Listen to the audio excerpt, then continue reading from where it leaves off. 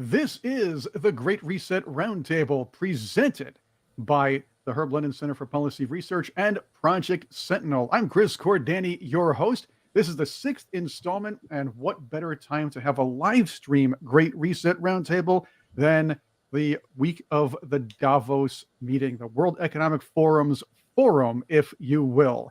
With me to talk about this is our panel from Project Sentinel. We have Jay Homnick, Senior Fellow. We have Tony Schaefer, our President, Lieutenant Colonel Tony Schaefer, that is retired, and Ambassador Hank Cooper. We're privileged to have all of you here, and it was quite a week in Davos. As you know, these people fly in on their private jets, guzzling lots of gas just to tell everybody to save their carbon footprint and to beware of climate change and everything else. It's bigger than that, though, and we can talk about all the. We can say the word chutzpah, can we, on the air? I think we can. That's a good word. But we can talk about all of this that's going on. We can talk about the fact that we have a great reset possibly happening. They're trying to push this, and that's why we have the Great Reset Roundtable. So, gentlemen, let's start here. Climate change, climate change, climate change. John Kerry says the only thing that'll take care of that is money, money, money. And that's the one big thing these people at Davos push, again, even while they're wasting a lot of energy on their own. The thing is, though, this great reset is being pushed through under the guise of something nice, like conserving our Earth's resources. So let's start with, let's throw it out to Tony first. All right, so I've got a degree in environmental studies, and the two notable things about getting the degree, first off, was in the period I was getting it, there was a belief that we were still going to freeze to death.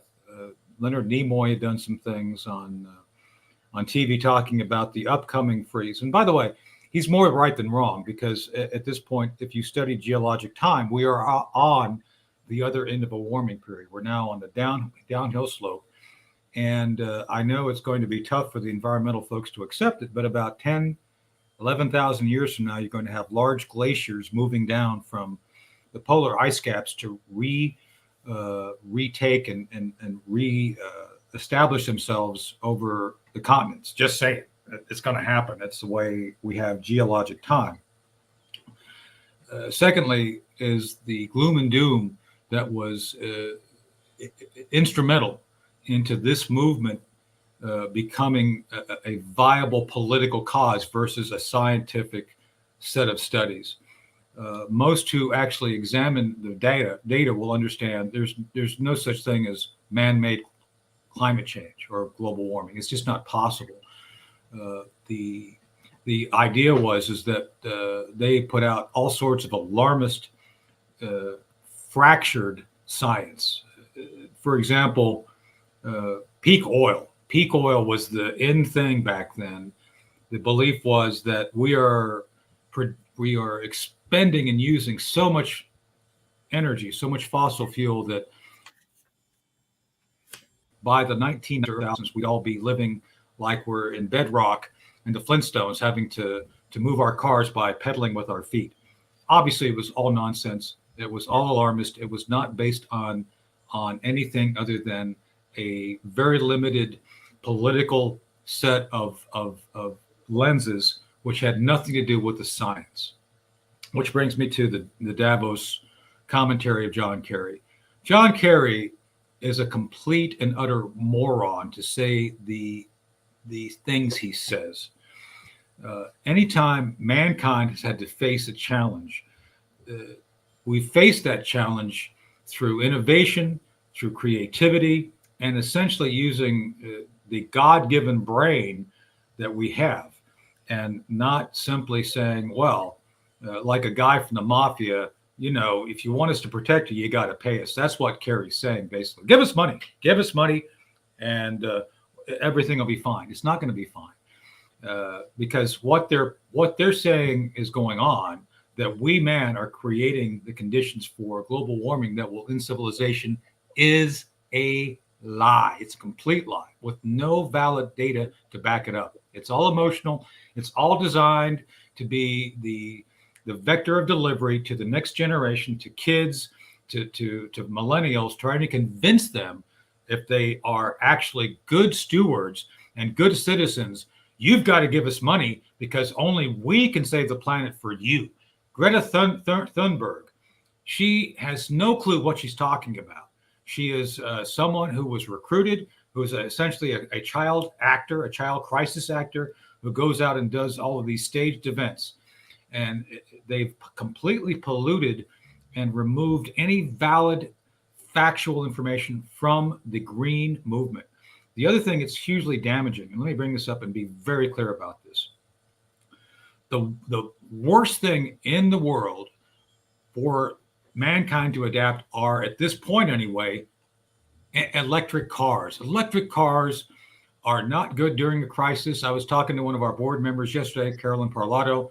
Carolyn pointed out that in a situation where they have to evacuate where they live in Florida, the last thing you want to do is be in a car that is on a highway that you're going to be stuck there in traffic for 10 hours or more with no ability to recharge. And oh, by the way, if you can't even get off and recharge, you get five other cars waiting in a queue just to get in to take an hour to charge up. These things are impractical. And then if you look at the upstream aspects, you have child labor in the Congo, literally going out, putting their lives on the line, mining these rare earth minerals for purposes of enriching the West.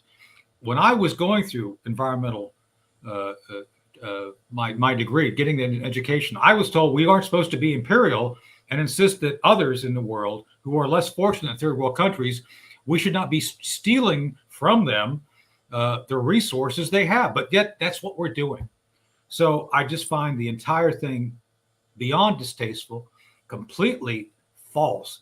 And for John Kerry to be someone who gets up in front of folks and says, give us money and we'll solve your problems, he is no better than an everyday grifter trying to steal your grandmother's life savings through some confidence scheme he has put before her. That's how bad he is, and that's how bad this all is regarding their posit that the green energy movement is anything more than a money-making scheme for the elite.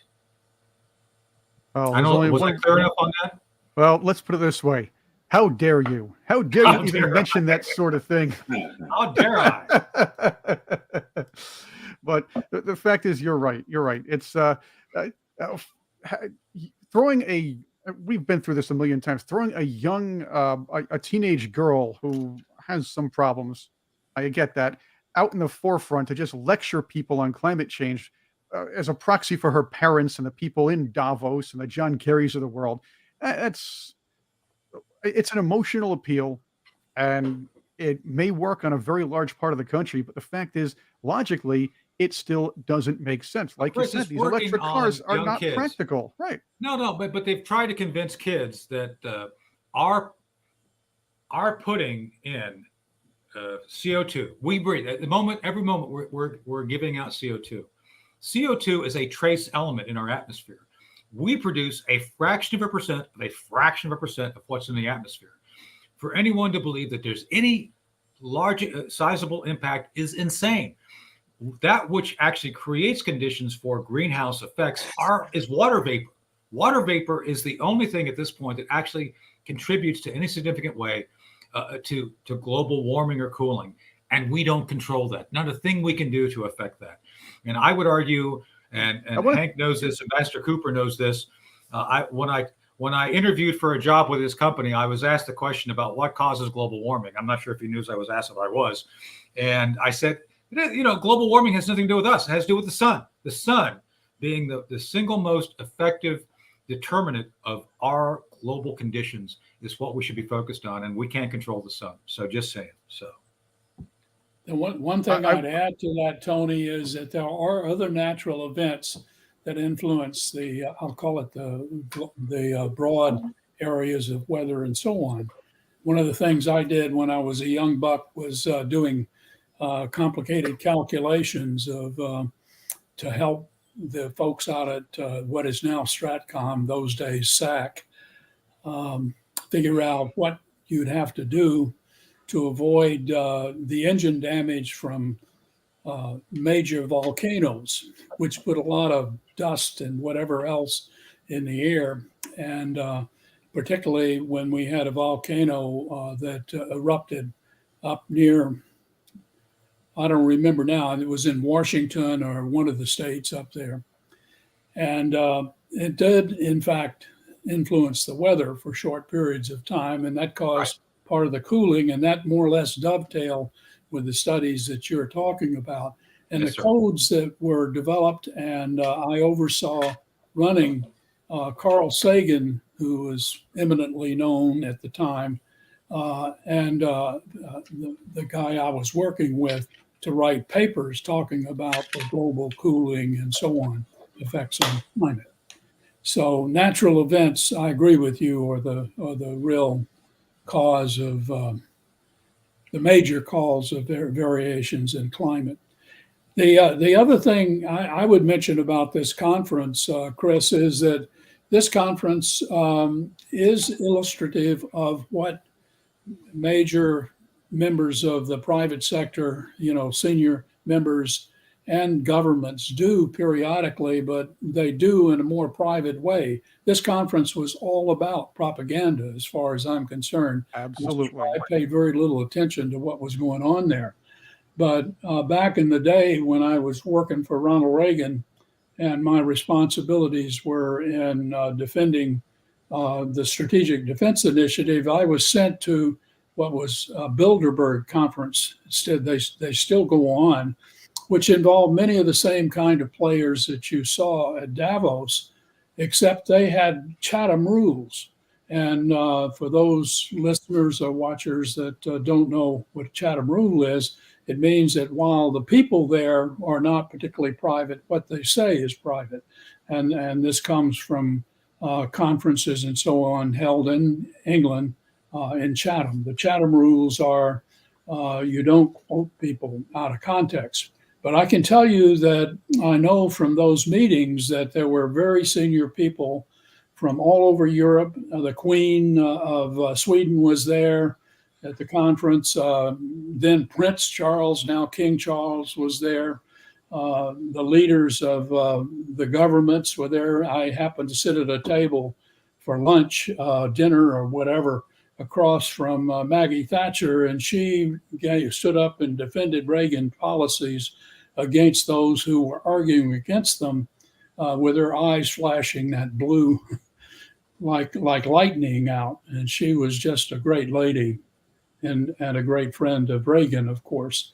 But others like Henry Kissinger were there, and they were among those who were being super critical of Reagan's policy. So we had very senior current and past officials who take part in these conferences, but what they have to say and so on.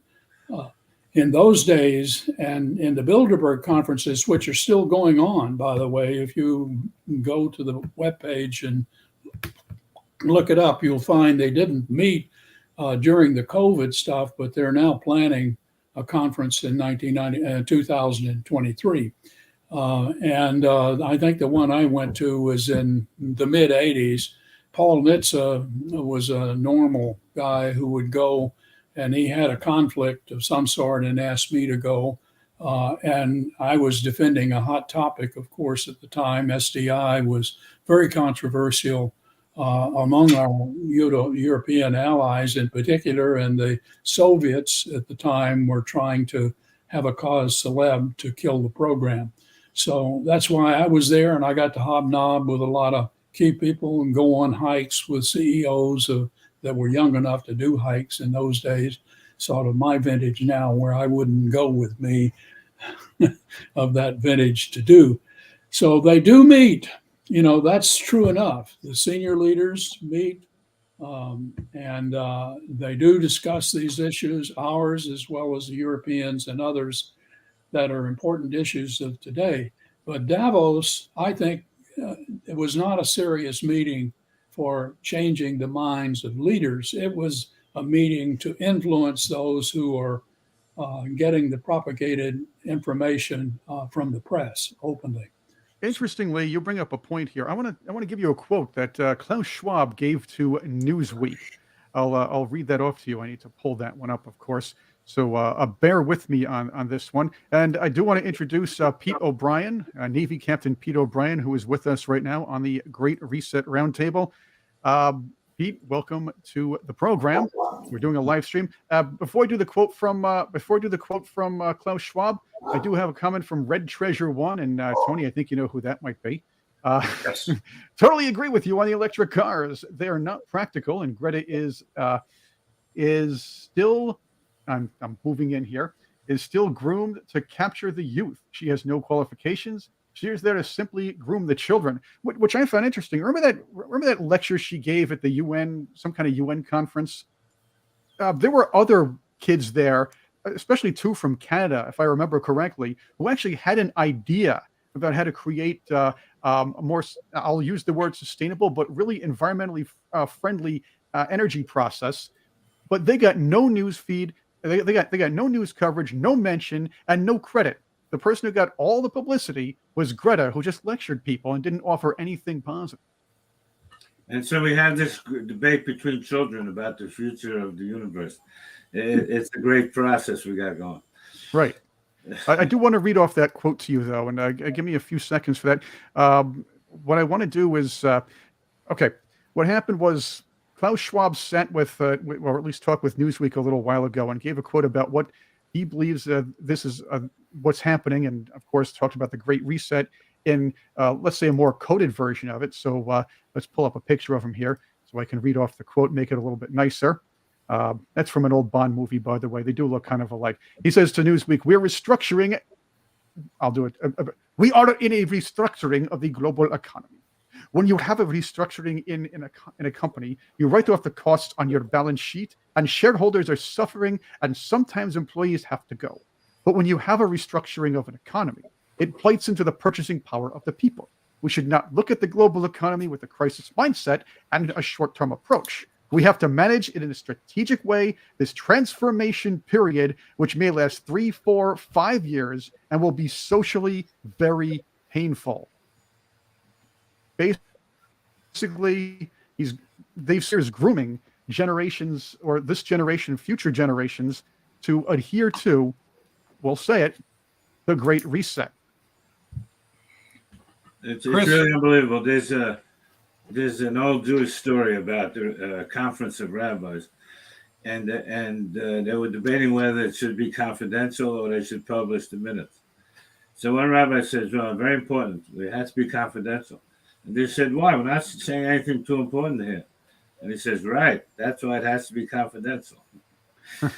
and that's, these things are confidential not because they have brilliant, sneaky plans and power to turn the whole world over. They're confidential because they're a bunch of these.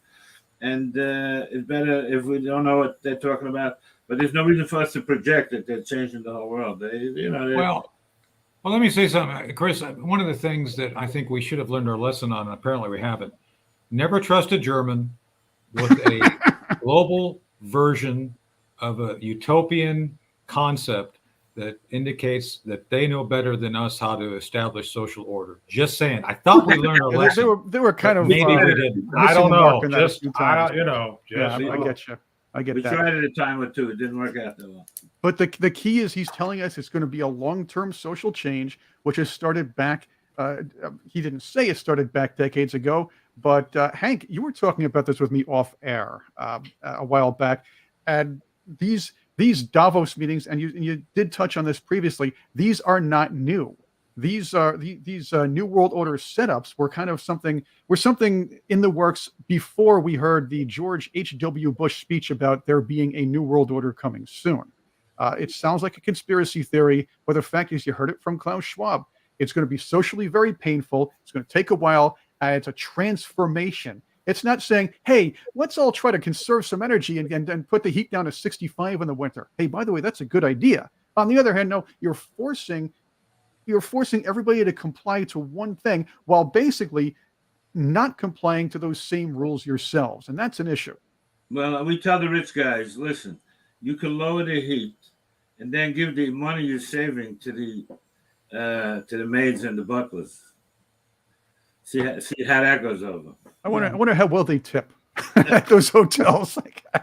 Well, that's what it, Why? yeah, I was. It depends if you're the prostitute or the person bringing up room service, I suppose. Oh, that's That's why I mentioned the Bilderberg things, right. Chris, because the Bilderberg conferences began in the 50s. I did some homework after you and I talked. I was thinking that the conference I went to was a later version of the Schwab thing, but Schwab's conferences more publicly began in the 70s.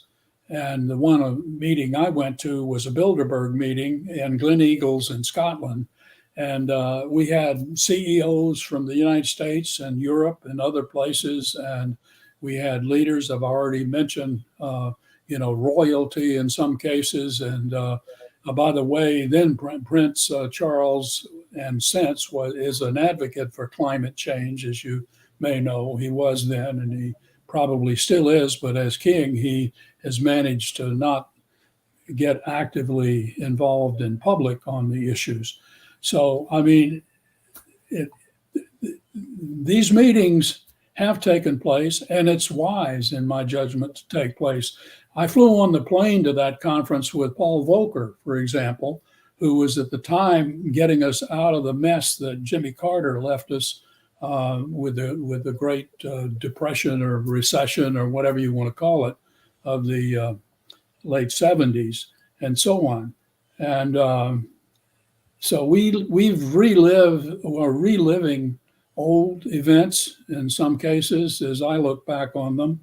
And sometimes we're just plain naive, and meetings like this Davos meeting can fool the public who is maybe who are unsuspecting or uninformed of whatever. That's why it's very important to try to get the truth out as best we can do it here with the London Center. Exactly. Pete, we haven't heard from you yet, and I know you popped in here a little bit just a few moments ago. What are your thoughts on what's going on with the I want to take a sort of a curmudgeonly view to this whole thing. I like that.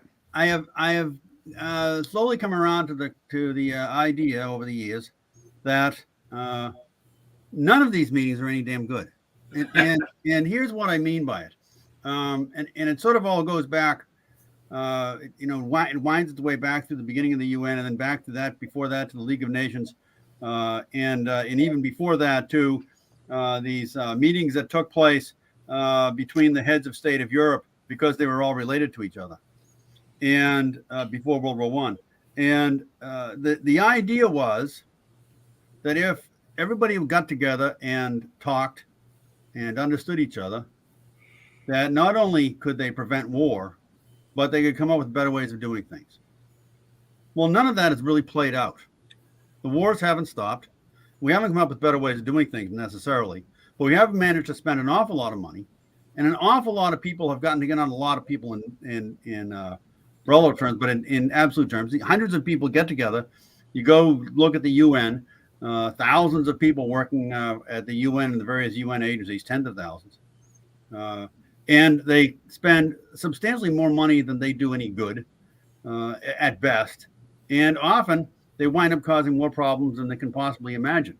And yet while they're doing all this, it's very vague whether they have any authority at all to do any of the things that they're doing, but they do them anyway.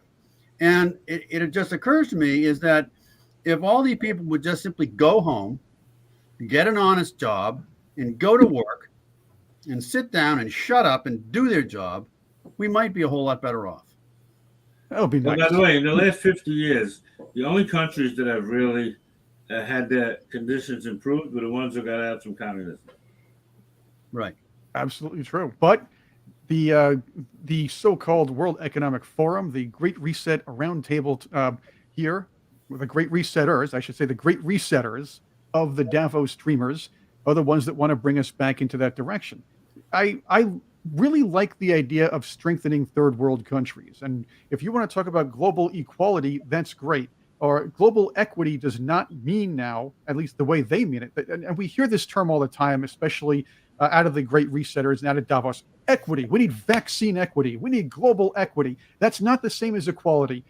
People think that's the same thing, or people think equity is a little better. It is not. The idea is not to try to bring up the poorer or the developing nations. The idea that is being preached by the great resetters is to break the legs of the freer countries, the ones that are doing well, the capitalist nations, so they can go down to a certain level and make the world more equal. However, keeping their own statuses higher amongst the rest of us. And Right. that's something we should really highlight, because people don't quite understand that. It sounds nice to say, hey, equity, let's bring the other nations up. But no, the truth is your standard of living is going down, and you're in no way helping those people who you think you're helping with their own standards of living. Take for example, Chris, take for example, the Democratic Republic of the Congo. Yes. There's a country, I want to say it's right around 100 million people. They've been at war on and off pretty much for 30 straight years. In that time, one after another UN mission has gone over and looked at this, done that, come up with proposals, blah, blah, blah. More than 5 million people have been killed in that ongoing civil war. 5 million. You know it's called Congo because it's an ongoing con. It's unbelievable. And meanwhile, what did the UN? The UN came up with a great idea of how to end the violence in the Congo. They were going to do a weapon buyout, just like they do in the streets of New York City. That works. Yeah, that works. Yeah, Right? okay. And they went in and they picked up, after all was said and done, they picked up 500,000 weapons. Out of 100 million people, they picked up 500,000 weapons. And while they never gave any hard data on what they picked up, I would be willing to bet you that most of them were broken AK-47s that the rebels turned in, Of course. in order to get a few bucks. Meanwhile, they ranted and raved, the UN ranted and raved about making sure that nobody in the Congo had weapons. And yet the only thing that saves any kind of violence in the Congo is when the moms and pops in all those poor little villages are armed enough to fight back the rebels. It's just so ass end too, pardon my French, that it makes my head spin. Well, if we recycle those old AK-47s and get nice little plastic bottles for everybody to have a swig of orange, that'll be the solution. Here's another thing. These are the most powerful, supposedly, people in the world, these big companies who are making all sorts of fine technologies. And we had, I guess, our fifth Great Reset Roundtable, we talked about how Alibaba was bragging about technology to follow and monitor our own carbon footprints. The fact is, I was reading the Davos agenda, what they were discussing during this week on the World Economic Forum's own page. And I'll pull that up in just a little bit. One of these articles was about the idea that this is the century of Africa. Africa is going to move forward. That's very nice, but again, are you really solving any of the problems? Pete, you brought up the Congo. I don't see anybody discussing anything. We're talking about vaccine equity, or we're talking about economic equity, but I don't see anybody saying, hey, there's a major slave trade going on coming out of North Africa. Let's solve that problem. We have the money and the resources and the jet planes to do so. Why don't we solve that? They don't do that. They're not going to help Africa in any other way. It's almost like their interests in these nations kind of rely upon the unrest there. Correct. Again, that's speculation from me. I want to know what you think about what I just about that. 120,000 tons of cobalt comes out of sub-Saharan Africa every year, pulled out of mines that are basically manned by kids who are lucky to get $2 a day in pay. Right. And where does that cobalt go? It goes to China, where they make batteries for electric cars. Blood cobalt. That's what it is. Yeah. Tony, you had something to say. That's good. No, it's just Pete's reinforcing what I said earlier about the whole green, the electric energy grift. You literally allow for child labor to be the source for every critical element of today's green economy. You basically have enslaved an entire generation of African children for the needs of this completely Orwellian nightmare of trying to get every American, every Western member of civilization to start using electric energy so that they can can save the planet. It's insane. It's completely without any rational thought. The destruction they do of both cultures and of the global environment, which they're trying to save, in the name of this cultural Marxism they're now putting forward as you will, own nothing and be happy, which is essentially another form of communism. The idea that everything is owned by everyone, nobody actually has any ability to have it for themselves. They all share it. It's communal. Wake up! It's another form of freaking communism, for God's sake. Except for the And folks in China. right now, it's another form of child labor. You can make child labor laws over here, and then have anti-slavery laws here, and then enslave the children in Africa without moving them. Right. You just have to put them on a ship. Now you just enslave them at home. Yeah. Exactly. It's insane. It's Well, insane. Yeah, I put up the World Economic Forum's agenda articles here. They sound nice sometimes. I'm going to take care of that cookie thing here. Look, too. Chris, I don't of want any of course their they sound cookies. nice.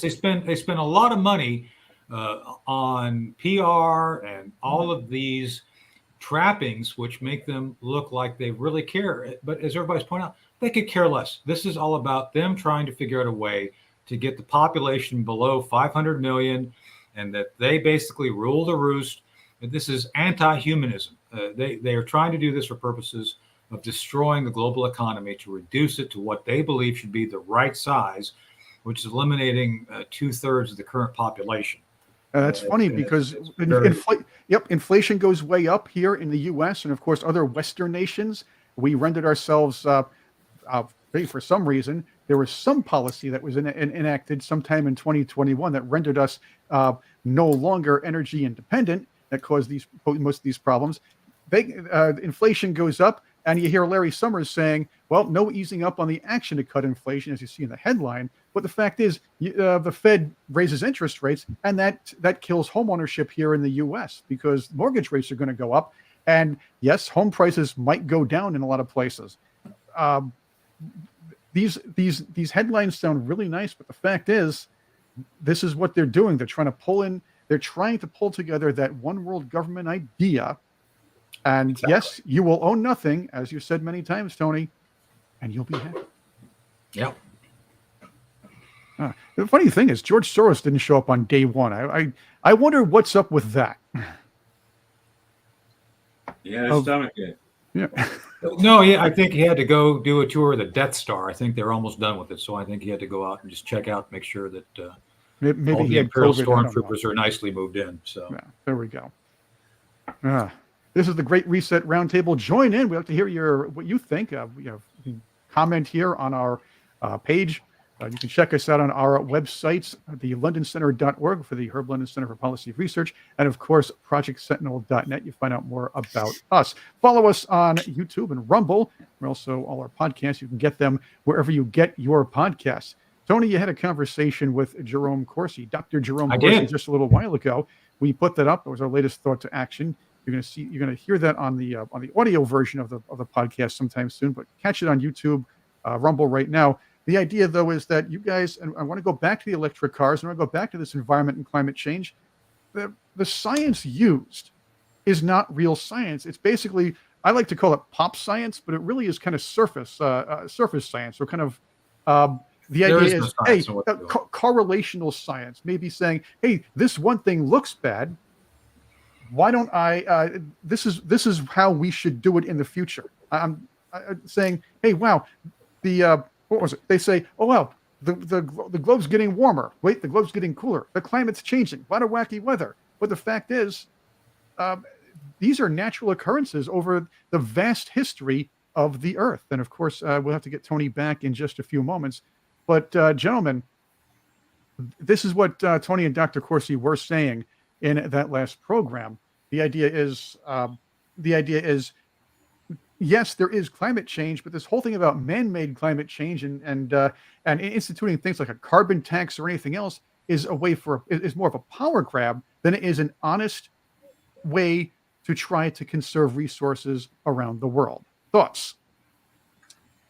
If I could just give 30 seconds here, is that it's all well and good to say that there is climate change, but actually quantifying that is a much harder problem than it may seem. one of the issues, of course, that anybody who has bothered to look at a globe will notice that 74% of the planet is water. And our ability to accurately model things like cloud formation over water, our ability to model cloud formation is a great deal dependent upon the instruments available immediately under the clouds, which is something you can do when there's land. It's more difficult when there's just water. And our ability to accurately model weather over open ocean still is remarkably nowhere near as capable as people might think. And so when we start trying to model long-term effects out of a relatively short, let's say, if you were going to use all the data, 100 years of data, that ability is much less than you would think. When you consider that, in fact, all of our databases right now really go back to about 1979, and then you have a different generation of instruments, and they've never really been able, or they never really decided to lay the two instruments side by side and collect, and therefore get essentially rectified data. We really have 40 some odd years of data that we're looking at, which is pathetic. But it means that when someone says something, they really don't know. They're guessing. And for example, this whole polar vortex thing, I raise this issue because Afghanistan right now is having a very bad winter, and it's very cold. More people dying than normal from the cold. It's an unpleasant thing. And one of the answers was from some UN fellow was that this is proof of climate change. The world is warming up because the polar vortex is freezing Afghanistan.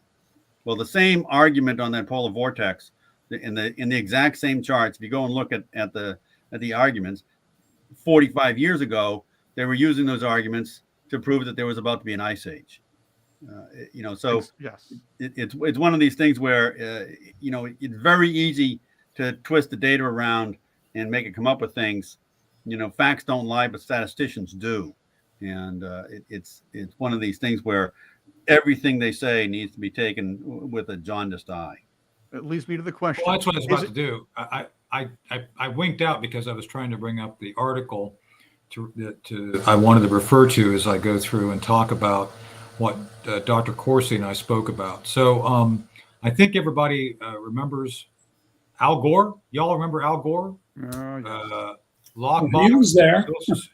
Yeah, Social Security. We're going to put all of our Social Security in a lockbox. I guess it didn't work out. Anyway, my point being is that yesterday, as the day before yesterday, I lose track of time, and I can't find the link, but I'm Day before right yesterday. now. Day before yesterday, Mr. Gore does. It's only 10 minutes, but it's very indicative of kind of their message, which is all about emotion. So Al Gore basically said that there's the potential for, I think, Hank, it was 600,000 Hiroshimas going off every day in our atmosphere based on trapped heat. And I'm looking at this like, where is he getting this from? I mean, there's not a single scientist that I know of, nor do I, as someone who's got a degree in this, am I aware of at any point within the context of today's global climate that we've seen the indicators that we have sphere keeping. I don't know where he's getting it from. I think we have a little. that Gates. It Yeah, doesn't make much sense to me. I think we have a little Yeah, issue with exactly. And I've studied the subject at some considerable depth years ago. Right. And that is part of the problem that we had to worry about in routing our bombers to avoid, dust and clouds and whatever else that might cause damage to the engines of the aircraft. But it's just crazy. I mean, those numbers don't make any sense at all. Who Well, the other said thing on is his? that the Daily Mail. I Who beg called your it on pardon? his? Well, that's what I'm talking about. If you bring up the Daily Mail, that's what I'm talking about. So, Yeah, the it's right video here, the is Daily Mail article. Yeah, but Oh. who said on him? That's interesting to know. They got it in quotes. so. Well, but let me go in more detail because in this article he talks about boiling ocean and rain bombs. Hank, to your Yeah, point, okay. I don't see any boiling oceans.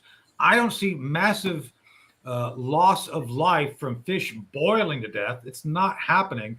And this whole idea of rain bombs, for goodness sake, there's no such thing as a rain bomb. We have periodic and repetitive patterns of weather. Some of these patterns go back over 100 years, 100-year events. They happen. But the idea somehow that we, man, have done this, and he says this without any evidence of what he's saying to be true. It's all alarmist. It's without foundation, and I think the Babylon Bee said it best. Al Gore warns us that the world will end in 2012. Is that because he's been saying this? He's been saying this forever. It's always alarmist, and nothing has changed from his original message. It's just gotten more severe, and he's gotten puffy. I'm not sure if they're related. That the more severe the message, the puffier has got. But he's pretty darn puffy right now. Just saying. So. Well, no, I mentioned the volcano. It was Mount St. Helens in Washington when that went off. That probably did affect the weather, at least for that part, with the sun that was blocked out. And so natural events can create these kinds of problems. Exactly. Hiroshima was a 13 kiloton weapon, and it created a whole lot of damage from actually more from thermal and the firestorms that were created in Hiroshima than from the blast and thermal effects per se. But I don't know. Al Gore, first of all, I don't know what his degree is. It's not physics, so I'm sure. He doesn't have a degree in this area, Hank. Trust me. He's not it's credentialed. intergalactic. It's intergalactic environmental psychology, like Dr. Smith from Lost in Space. Apparently, that's his. I have a degree in intergalactic I forgot now. Environmental psychology. That's what it was. Well, think about it right now, Hank. To that point, let me get this point in real quick. Al Gore is being paid $2 million a month by this what's it called, Pete? The ESG fund, the environmental fund, whatever that fund is. They're promoting this new green energy fund. The WEF has said he is a bag man for the green energy movement. He's paying $2 million a year. He's made, since he said his inconvenient truth, $300 million. $2 million a month. This is a scam. Huh? $2 million a month. $2 million a month. How many predictions has he been off on anyway about global warming and the doom and gloom and everything else? I mean, it's like it's between Al Gore and the Watchtower people with failed predictions for the end of the world, right? Right. Oh boy. And he's so great at convincing people of things that he couldn't even hit on the masseuse without getting in trouble. Well, here's something about Al Gore, and here's something about Davos. The way I see this is, you know how the Emmys and the Oscars are a bunch of Hollywood actors who pat themselves and each other on the back over. They give each other awards. They pat each other on the back over their political machinations or opinions, and of course, whatever work they do in their little circle, if you will. Well, Davos is the same thing. These captains of industry and the political leaders pat themselves on the back and hang out, play around the hotels, get the swag bags. Sorry, I'm speculating on the swag bags. That's the fun part. But the idea is they're sitting there patting themselves on the back over their silly ideas in their little circle and adulating themselves, applauding each other like trained seals, and hoping and showing the rest of the world, hey, look at us, we're above you people, just like the Oscars and the Emmys. And whatever we say is absolutely brilliant because everybody in this room seems to think so. And that's how I see Davos, and that's how I see the Oscars. But they give a break. They give a break to the people who work the mountains because they do very little skiing.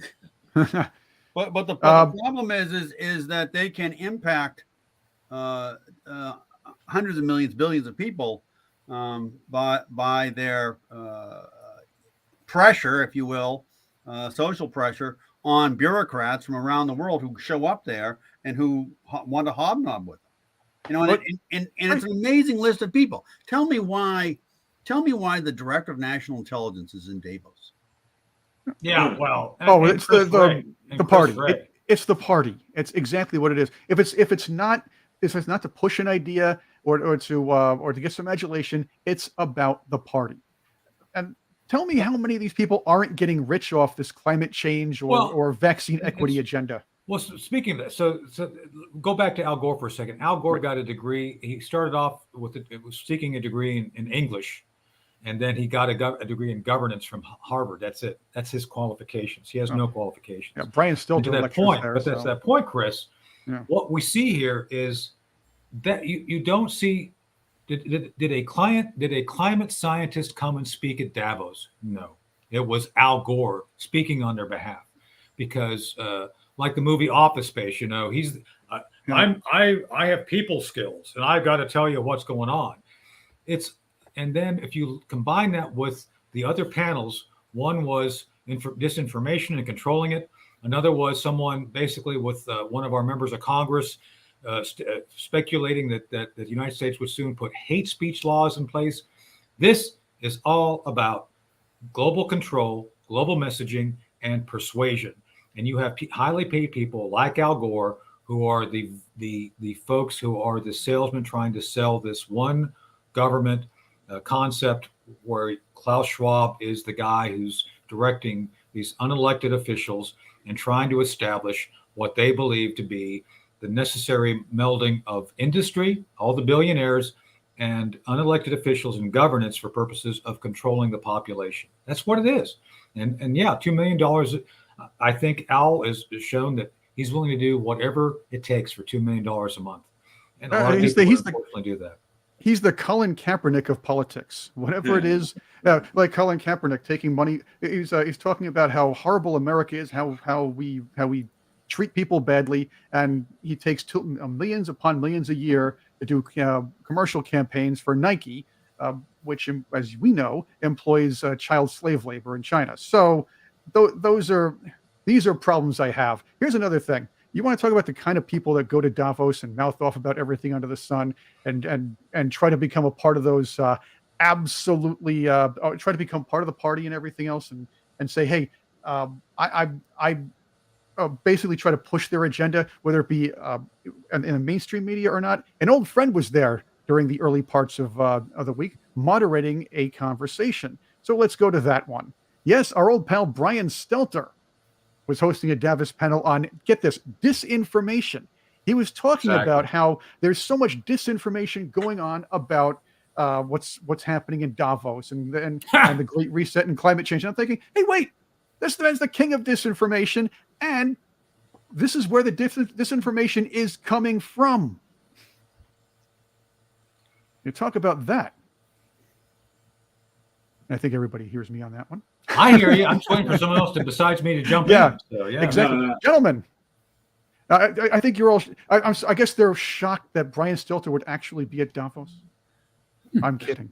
Well, can you imagine somebody, CNN is a organization that is having its problems. I mean, the latest numbers that have come out on who's listening to CNN and what they're following it's pretty sad. They have fallen.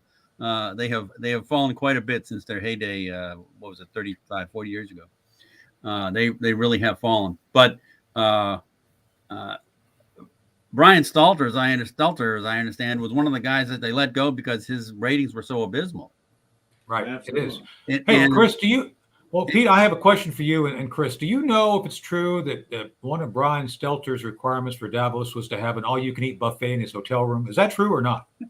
I think that was the case. Also, the mini bar. I mean, it could be because, after he left CNN, and I think that was part of his deal. He had in his dressing room all you can eat. Well, the mini bar also had to be stuffed with ho-hos. The mini bar and the mini refrigerator had to be stuffed with ho-hos and yoo-hoo drinks and stuff like that. Yeah. What was the Sorry, good Pete. I news? didn't mean to interrupt because you were making a valid point, and I was We not. do have a question Yeah, from the I- I live was chat too. disruptive. I've lost it now. I have no idea. All right, let's go to the live chat because Gypsy Soul asked the question, and you kind of brought this up earlier, Tony. So let's hear it. About Why was Christopher the Ray all-you-can-eat there? food bar, huh? Oh, no, he said, why was Christopher Ray there? We know Stelter was there for the all-you-can-eat bar, and of course So, the look, backpatting. Christopher Ray is the current head, as far as I can tell, of the informal effort by the federal government to establish a permanent oversight of all social media and internet communications of the American people. He's it. The FBI, through its efforts, and this has been confirmed, they actually have people who are retiring, going to work for Facebook, Twitter, other social media, and it's all about essentially establishing what Davos is proposing to be this disinformation global apparatus that basically indicates that the moment you say or do something that is goes against the collective the thinking, that is to say, the Davos folks and the one world government, they're there to monitor and detect it and do something about it. Christopher Ray is the guy who's doing that here in the United States. To me, it's as plain as day as what's going on and why he's there. And this is another reason that Ray needs to be impeached or removed as soon as possible, because he is all in on whatever they're doing regarding establishing permanent government oversight and influence of the First Amendment rights of American citizens across the United States. So that's why he was there. So Twitter and Facebook, for one moment in time, were the frontier of free speech, and now they're becoming the frontier of censorship. Right. Well said, Exactly. Jay. Well, and under the guise of what the World Economic Forum and the Great Resetters like to call hate speech, that's another one. Climate change and hate speech. The idea is, hey, we don't want anybody saying that this person is a blank, insert racial slur here. That's hate speech. But wait a minute. After a while, and I remember back in even the early 2000s, I was doing some radio, and I found there's a certain organization that likes to label hate speech, and they went as far as saying anti-tax or anti-income tax groups were racist or anti this or that. Right. This was the start of saying, No. hey, wait a minute here. If you're against us, if you're against our platform, then you're automatically racist, hateful, and of course you're mean to the environment. Either one. To that point, Chris, they've moved the language. What used to be what we all agreed upon is like racism is bad, white supremacy is bad, and those were clearly defined. They've taken that definition and moved it way over here to mean Western civilization or anything that's Western is racist. They've moved that, and we've allowed it to happen as a culture. We've allowed them to kind of incrementally move it more and more, so that anything we do to defend Western civilization or the basic concepts of fitness, of being diligent and showing up on time for work, of being fit. Oh my God, if you say someone's fat, you must be a racist. Yeah. Okay. I mean, that's what they've done. Seriously. It's funny you actually bring up the work thing. The World Economic Forum had a global youth leadership program, and they were discussing fundamentally. I'm sounding like Mad Dog now. Hey, Mikey. Anyway, you're discussing fundamentally changing attitudes towards work, citing, of course, the Great Resignation. Mattering is now a new buzzword. Look, I know that you have to matter where you are and everything else, but this is all like we have an overly emotional I guess an overly emotional society at this point. I guess I'll just say society as a whole. But the fact is, it's fundamentally changing work just because some people don't like being yelled at by the boss every once in a while. What's that going to do for the future? What is that? How is I guess it's geared to making people either lazy, and I think that's a little extreme, but it's geared to making people sort of have a more lackadaisical attitude towards social mobilization, moving upward, or ambition, or anything like that. If you quell the ambition of a couple generations of people, all of a sudden you'll develop a full hierarchy, while everybody else is going to be again. And I hate to use the word Eloy, but that's what they're creating. Gentlemen, thoughts on that? But changing the attitudes towards work, that's something that's again part of the Great Reset. They've been discussing it, and then they're actually pushing young people out in the forefront of doing this to communicate to the other younger people and those who are probably going to be growing up after that. Well, Not voting well for the future. Look at what happened to the guy who invented the antivirus. What was his name? The first guy he sold out. You mean McAfee? McAfee. Thank you. Yes. Well, McAfee was a brilliant man, and at the age of 35, 40 years old, he was able to sell out for a couple of $1 billion. And then he stopped being a creative person and spent the rest of his life trying to satisfy all his appetites in weird ways. And he might have killed his neighbor over there in Belize. That he escaped. We'll never know for sure. And because the guy was setting the dogs out at night or whatever, craziness. But the point is, you had a person who, when he worked for the public, made a difference, and he was rewarded for it, and then spent the rest of his life as a totally selfish individual, and eventually died in a prison broke. So it's a real object lesson that life gave us in our generation to see. If you're creative, if you're effective, if you're trying to help the world, make it a better place, you can make a few dollars at it, that's great. But if you're just going to sit around, not work, be selfish, you're going to go downhill and probably drag a bunch of people down with you. Makes a lot of sense. And let's we have to close out pretty soon, I understand. But here's another thing. The America is doing its part to push toward the Great Reset, and I will always contend part of the only way to dismantle free nations is to disarm the citizenry in two ways: the way they speak and the way they defend themselves. We see what's happening on social media. We see what's happening on mainstream media. You can only speak a certain way, or you're out. You can only mouth certain opinions, or you're out. Or if you say something a little offline, off kilter from what is allowed, then you can be depersoned or deplatformed on either mainstream or obviously social media. That's what's happening. But in America, we have a free country that allows its citizens to defend its own property and defend themselves from a tyrannical government. It says so in a lot of the early writings of the founding fathers of this nation. But the fact is, they're trying so hard to circumvent that right. It looks like while they know everything they do is unconstitutional, but it seems like they're trying to wear the citizenry down until they're like, oh, fine, it's unconstitutional, but do what you want in maybe next 20 to 30 years. Thoughts on that? So let me say one last thing, and this will be the last thing I say because I know I have to close out.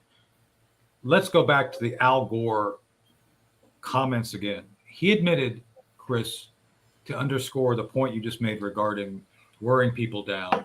He admitted in his unhinged rant that the Inflation Reduction Act was actually nothing more than what they, the left, wanted to introduce regarding the United States stepping up to do all the climate change nonsense, which means, and we all knew it, it was a lie. Congress, President Biden, they all lied about the Inflation Reduction Act will do nothing to help the American people, especially those who are most affected, the poor and underprivileged. It actually adds taxes. It can increase the price of energy. It does the opposite of anything a rational human being would believe that's necessary to reduce inflation. It's the opposite.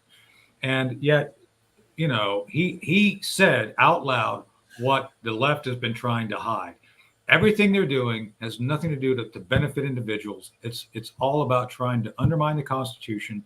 And in this case, they had to undermine the Constitution by lying about what was actually in the legislation because they knew no rational American would vote to support or have encouraged their member of Congress to support a bill which fundamentally will raise inflation, raise the cost of energy, lower the availability of energy, and deprive the American people of their right of the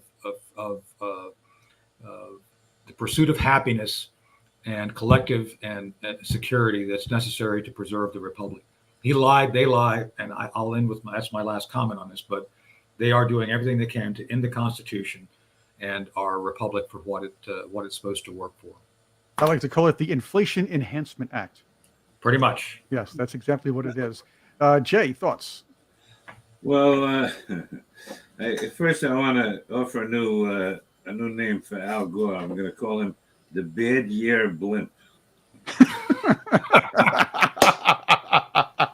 He's inflated enough, that's for sure.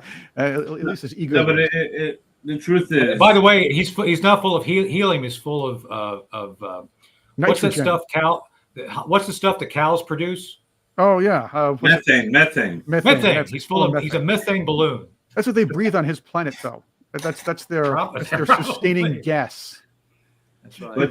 but here's this is a very important thing always to remember, is that the liberal world created a place where a person could be ineffective for 20 years or 30 years at his given career, and then he can retire to great acclaim and speak in all these big gatherings and get plenty of money from foundations, the weirdest ways how they can constitute the basis of a salary for a guy who at best does nothing. We hope he does nothing, and like Dan Rather, he was pushed out of a lucrative, prominent career, and immediately and instead of being embarrassed by it, was immediately given an award.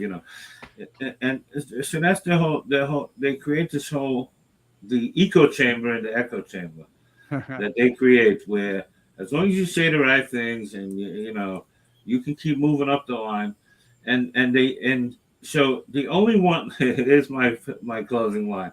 The only one principle that they've succeeded in eliminating is the Peter principle, because they never get. And by the way, and by the way, you mentioned Dan Rather. To his credit, at least he's immortalized by an REM song. That's right. What's the frequency, Kenneth?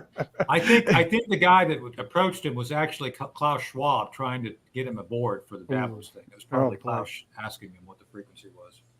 Ambassador Cooper, final thoughts. Well, I don't know. I ended up with the same thought I said at the beginning. There are serious discussions that go on with these folks, which are important in my judgment. But what you saw in Davos is not illustrative of those that make a difference to intergovernment issues. Davos was all about influencing the public generally. And we should just be very cautious about believing any of the stuff that came out. Thank you.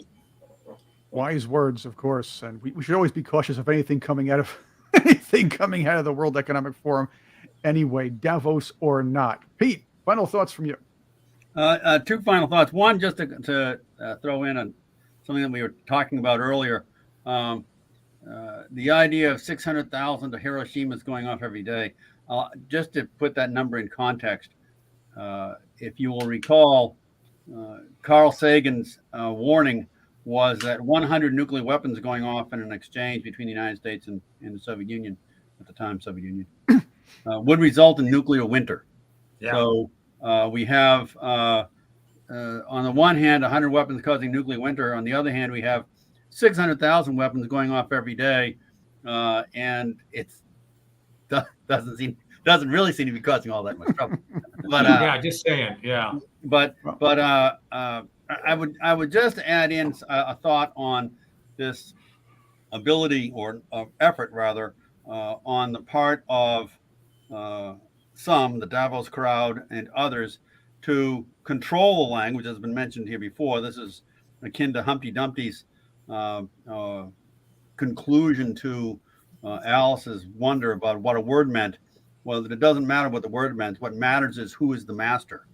And so the idea of controlling language, something that Orwell took up later in 1984, his book 1984, it is in essence, it is the cornerstone of power. Right. If you can control the language, you can control just about anything else. And it's the reason why freedom of speech is so vitally important. And it is freedom of all speech. And this idea someone's speech offended me or made me upset. Well, that's the whole reason why freedom of speech exists, is because even if it does make you upset, they get to say it. Because to turn that on its head, to do it the other way, is to wind up in Orwell's 1984, is to wind up in the Soviet Union, is to wind up in Nazi Germany. And accordingly, freedom of speech and press has to be defended as vigorously as if you will, any fort needs to be defended. So, Pete, I have a follow-up question real quick on that, since you mentioned the whole disinformation thing, and obviously Brian Stelter comes to mind. Is there a possibility that somehow Al Gore misspoke when he talked about the 600 Hiroshimas, and he meant that the bathroom at his room, at Stelter's room, takes as many as 600 Hiroshima-sized explosions from his use of the all-you-can-eat food bar in his room? Is there a possibility that that's what he meant? I mean, I don't know. Because it all seems to circle back and be related. I'm just saying. So. I guess if I could believe that. By the way, 600 Hiroshima explosions in Brian Stelter's bathroom. Well, you combine that with that's viable. I could believe that. You combine that with the free sushi he gets at the complimentary electric charging station, formerly gas station, of course. Yeah. It's not a good weather situation in that room, I suppose. See, don't you all agree that would be a great skit for Saturday Night Live, to have Brian Stelter on stage with an all-you-can-eat salad bar right next to him? Are they allowed to do that? Interview. See, why don't they do funny things like that anymore? You know, they have been funny in a long time. This may be one of their last few years, and I've seen some of the episodes, and I think they have to rely very heavily on Kenan Thompson, but that guy's just funny no matter what. The fact is, the writers, it just hasn't been as good. I know I sound like an old guy saying, well, it was funnier in the 70s and 80s. Well, yeah, it was funnier in the 70s and 80s, and yes, part of the 90s. And the fact is, I like the 1985 season, by the way. I'm probably the only person in the world who liked that season. Certain friends of ours were hotter in a corset back then, too, but they're still pretty hot today, too. Just saying, if you're comparing apples to apples back in the day. Just, Ouch, or Rooney. Okay. Which was 1985. It's just a reality. We all look better in corsets back in the 70s, right? Didn't we all? Oh, yeah, I suppose. Which was the 1985 season? What was that? And that's the one where they fired everybody except for two people afterward. That was the one where they had Michael, Anthony Michael Hall was in it. Randy Quaid was in. Joan Cusack, Terry Sweeney. It was the first year in Norm Macdonald. Great. Yeah. No, Norm Macdonald was later. It was the late 80s, early 90s. I'm talking about the year they fired almost everybody. They also had, they kept Nora Dunn, and they kept, it was the Victoria Jackson year. I don't think they kept her either. I like Victoria Jackson. They kept Nora Dunn. I think they kept John Lovitz, because John Lovitz invented Tommy Flanagan that year, who, by the way, is the next speaker at Davos. Yeah, that's the ticket. Climate change. Yeah, I saw Donald Trump the other day, and I told him that, and he told me climate change wasn't real. So you know what I did? That's right. I flipped him. Yeah, that's what I did. Turned out. That's right. And I talked to my wife, Morgan Fairchild. Turned out that it wasn't really Donald Trump. He was head of the CIA. John Lovitz went to UC Irvine, where my wife went. So excellent. He is a master comedy gentleman. Gentlemen, I want to thank you all for being with us. I want to thank those of you who have been watching this live stream and watching this, whether it be live or not live. We thank you. We're going to be doing more live streams in the future. So keep an eye out for us. Subscribe to our channel. You'll find out more. Check us out on social media, Facebook, Twitter. Well, yes, we do have a LinkedIn. And, of course, the websites, londoncenter.org and Project Sentinel. Chris, tell the people, don't write in and complain about Brian Stelter and the all-you-can-eat food bar. We don't know if it's true or not, but if you're a member of the media, you should go investigate. Just saying, I think it'd be worth your time. So. I would too.